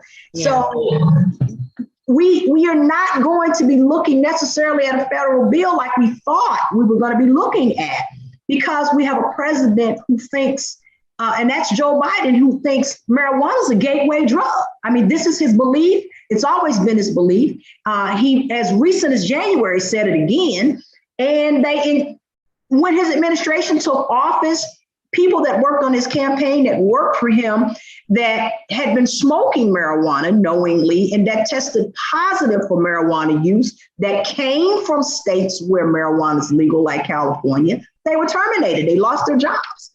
So he is that serious about not passing any legislation or having any part of this. So we have a 3-year fight at a federal level when we were very close to at least getting a federal bill in the mix. And we went backwards, unfortunately. I think they're going to dangle that in front of us as a carrot. They are. Right there for the next election. Like, hey, you know. Yes, we're going to do. Yeah, you know, we just need a little time. They used Kamala back this time because people know Kamala came out and said she supported legalization. Well, that she supported when she was running for president. She can't do anything about that as vice president. She's not the president. Yeah. Now, I think it's one of those issues that they'll be able to like drag people along with slow play, you know? Yeah. You know, we couldn't do it these 2 years because of those guys. You know how they like to obstruct. But, you know, if you vote more of us, we just need one more Democrat. Yeah, we'll be Please, sure. not one more. We'll be sure to do it. I have a question, just as you know, as we're lobbying and we're talking to these politicians and local officials, we all know the state of the economy right now. We never know it. We can wake up and it can be all downhill. And while we are seeing places in Colorado and places who have a surplus in money because of their they've taken a vested interest in this industry, and I think it would be behoove us to make sure we state that, hey, we need the money right now. As a country, we need the money. Like, y'all just was about to close us down because we hit the debt ceiling. So if money is what we need, we already have an industry that we already know is making billions and trillions if we legalize it. I mean, we talk about this economy and what's happening right now. Do you think this is a route we definitely need to make sure we're taking, and saying how this can benefit the economy and a whole, and as a whole? Here's the funny thing about the money that people don't have, or they say we don't have. Mm-hmm.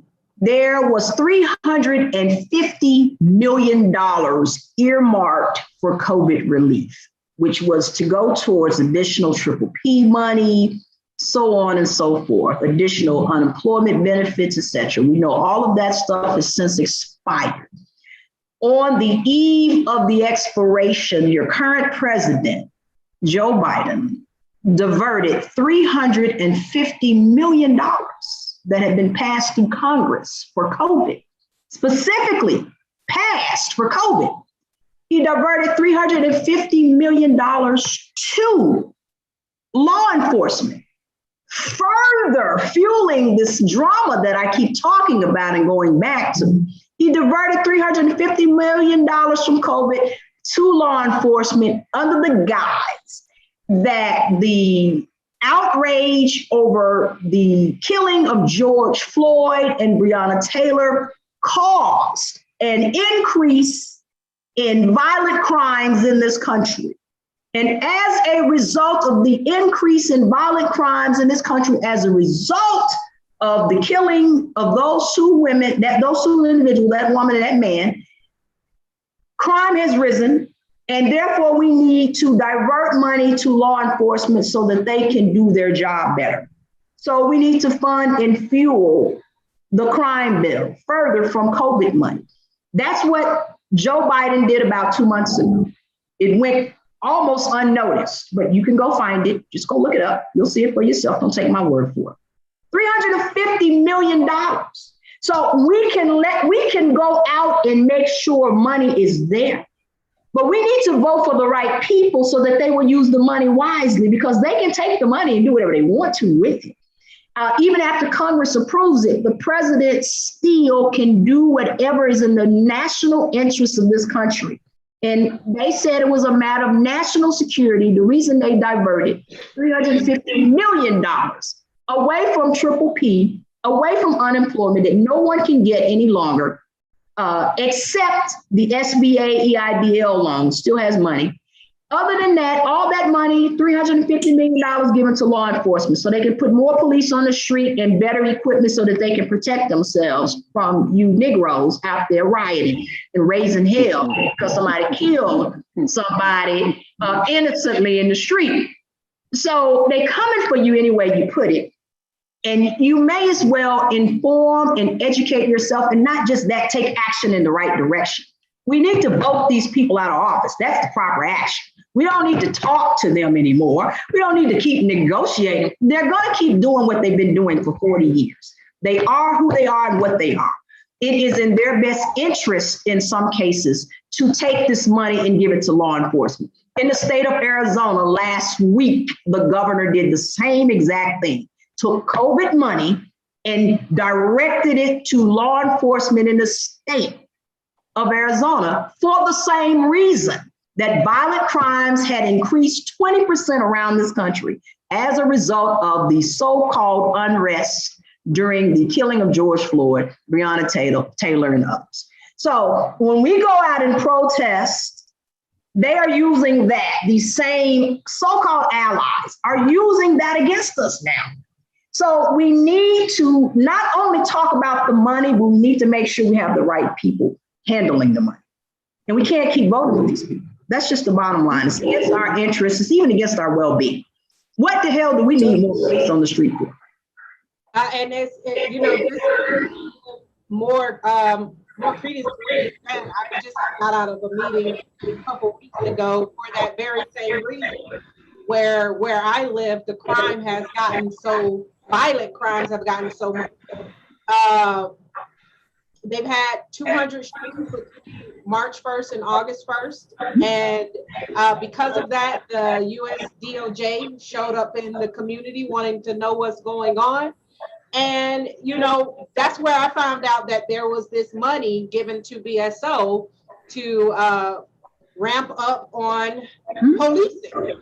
So they have this thing called Shot Spotter, where it's supposed to, every time a shot's are fired, but the thing can't tell the difference between fireworks and shots. And then when it's hearing the police, so it's almost like it's a norm, regardless if it's a gunshot or nobody's calling the police. So here we are sitting in a meeting talking with the police about how they can better police, and they just think it means hiring more police officers and getting more equipment. And you're completely right. And I didn't know about that diversion of funding that was done by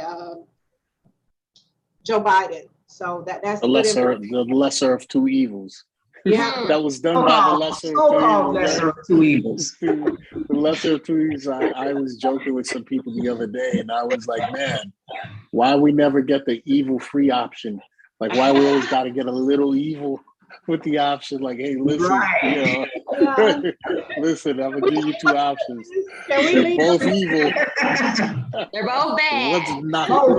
One's not that evil. Which one are you gonna take? Right? You're like, oh, I'm gonna take not that evil. Congratulations, you got yourself. That's when we have to fix our political power. Not that evil. This is not that evil. Right? Ran our own candidate. That would have been better than this. Yeah. And that's what we're candidates. Looking at are independent candidates that are not tied to either one of these parties, because the parties are designed to keep the American people split and confused and fighting amongst ourselves instead of actually getting anything done. And so it's time to just stop giving them that power and start looking at individual candidates, especially ones that are independent and that aren't aligned with this two-party system. Yeah. If you are interested in getting more information about Women Who Cannabis, we've been doing our Florida launch, and we've had Coach Swan and Dr. Hervé Suave Damas. Suave. I knew she was going to say it. Hervé Suave. Hervé Suave. I love it. Dr. Damas, I just noticed your shirt. I love that shirt. Oh, that's pretty. Oh, hey, it's Breast Cancer Awareness Month. Yes, I love that. Nice. Very nice. Thank you. Where did you get that? Where did you get that?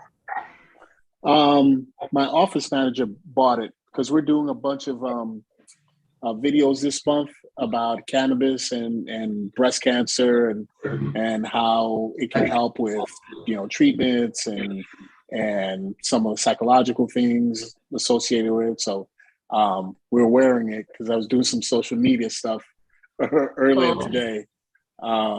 But yeah, it's breast. So I always volunteer for Real Men Wear Pink. The reason I became a doctor is my mother died from breast cancer. So that's like the thing that got me started in the whole thing.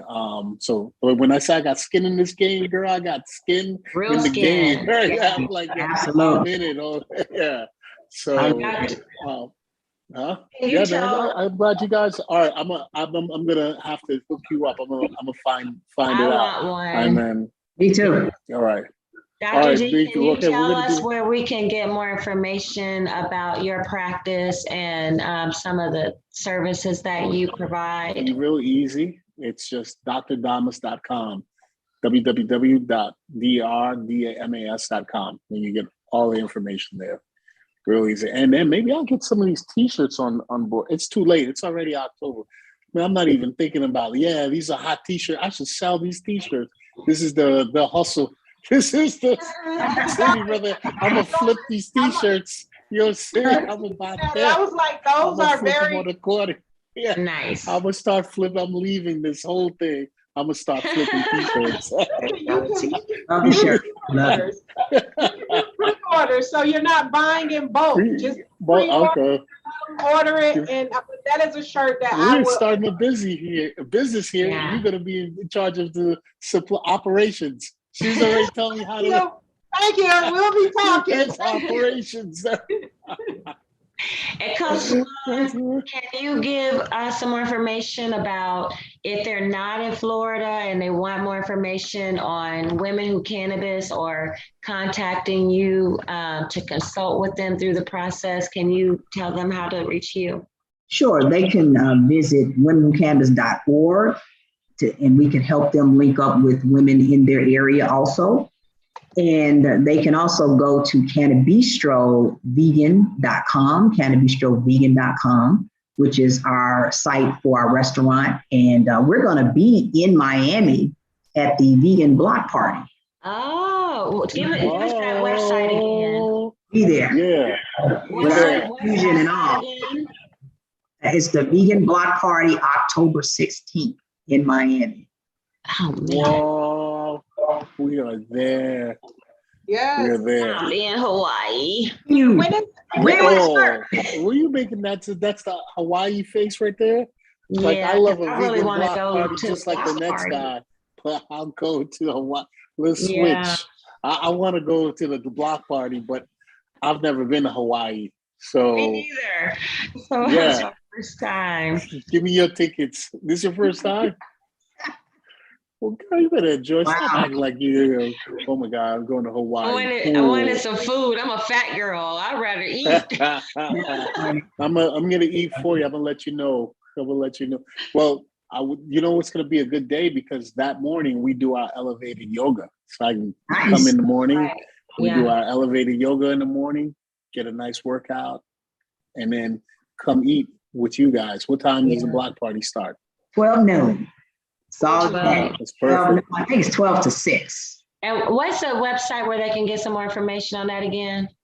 Cannabistrovegan.com. Cannabistrovegan.com. We're going to put up the block party information. We're working on the Cannabistro Miami website. It's not up just yet.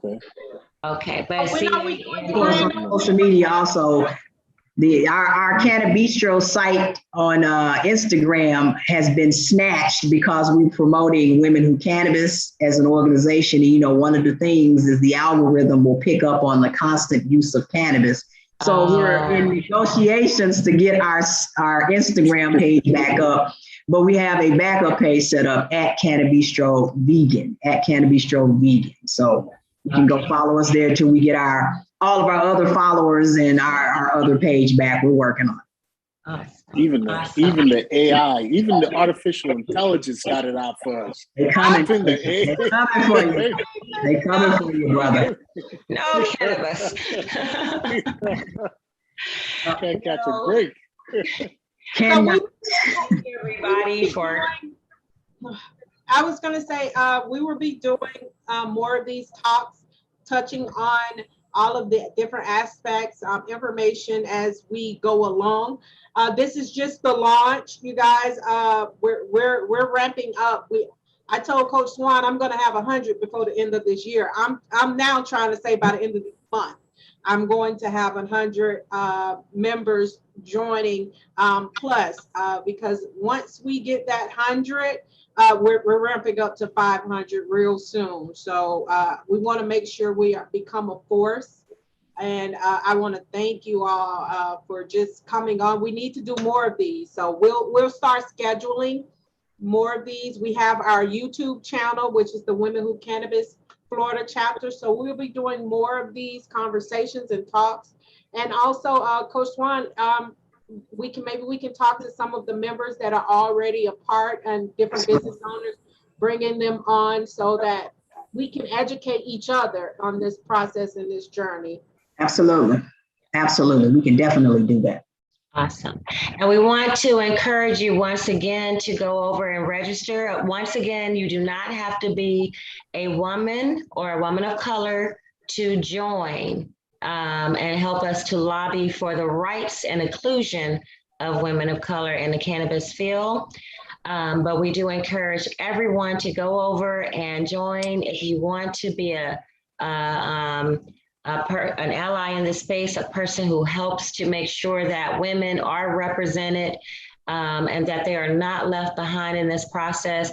If you look at a lot of different studies, they will show that women-owned businesses are more are better to work for, that they are more conscious of the employees' needs. And so this is a field that we definitely want to get women in on the ground floor.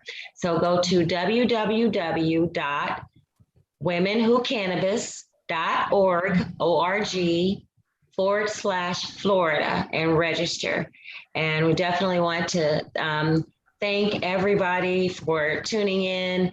Thank our president, Sarika Peterson, Coach Swan, the founder of Women Who Cannabis, and Dr. Hervé Suave Damas.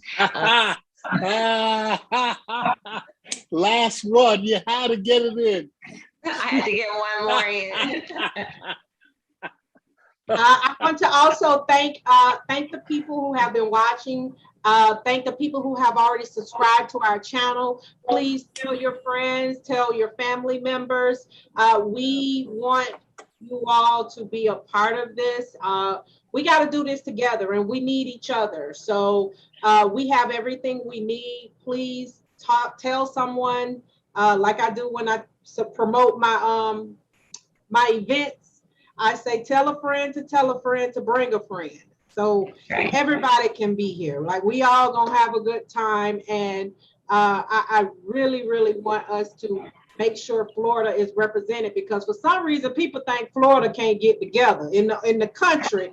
Everybody's banning against Florida. Like, we got some people here who can put some stuff together. So let's show the world that Florida is on board with social equity, with issues that are the issues that really get to the heart of the people, us as a community, and not just racial issues, but economic. So the economic issues that we have been missing out on for a very long time. This is a once in a lifetime opportunity. As Coach Swan said, this is a generational wealth building industry. There are families and legacies that are being set up right now, and we need to make sure we are included. We are building the legacies of our ancestors who have already built this country. So we have a right, an obligation to be at the table, and we don't have to ask to be at the table. We just need to show up in numbers. So thank you, Coach Swan. Thank you, Dr. Damas. Thank you, Stephanie, as always. And thank you. And gentlemen, Suave. Yeah. You see, now you see it's spreading. It's spreading throughout. Stephanie done infected all of y'all. Yeah, right? It's spreading. Okay. Okay. We have information that this YouTube is going to stay up. So if there's anything that you missed, the websites are all in the chat. So, but Dr. Damas's middle name is not in the, his site. It's just drdamas.com, not Dr. Hervé Suave Damas. I need Dr. Damas I'm getting cooked in here. I'm getting cooked. I need Dr. Damas to hit me up about these shirts so we can make sure the code is Suave, so you can pre-order. That's Suave. Yeah, Suave for a 10% discount. Get a second. Yeah, we're cool. But you know what? Bring me my shirt on the 16th, Doc. Bet. I want some. You're gonna have some nice jackfruit or some good stuff out there for you, some jerk jackfruit or something. Some great stuff. I am a kid. Yes, so it's gonna be better than good. Bet. Gooder than good. All right. I want to see y'all at the elevated yoga or the elevated Pilates. Want to know the time? Definitely. Yeah, which is the third Saturday of every month at 9:00. We start and then we pre-medicate. Class starts at 9:30 in the morning. That's the yoga. And then the fourth Saturday is Pilates. Same schedule. Everyone gets there at 9. They can do their THC or CBD, and then class starts at 9:30. Goes to 10:30. And then we do a sound healing every. Wow. We do an elevated sound healing too. Wow. Yeah. When do you do that? Out here in Little Haiti. We're keeping it real. We're keeping it real. I'm here amongst. No, it's getting gentrified out here. People, it's it's everywhere. Little Haiti is getting gentrified. But yeah, that's where we are for right now. Awesome. Awesome. So I'll see you guys. T-shirts are on dock. We're gonna make it happen. So on me, I got the T-shirts. I'll tag you in it when I get mine. All right, back. All right, you guys. Once again, go to www.womenwhocannabis cannabis.org/Florida and register for your membership. The first 100 inaugural members are complimentary this year. So run over and do that. We want to definitely make sure that we are showing our strength in numbers. And thank you everybody for tuning in with us tonight. Thank you, everybody. Have a good one. Have a good night. Peace.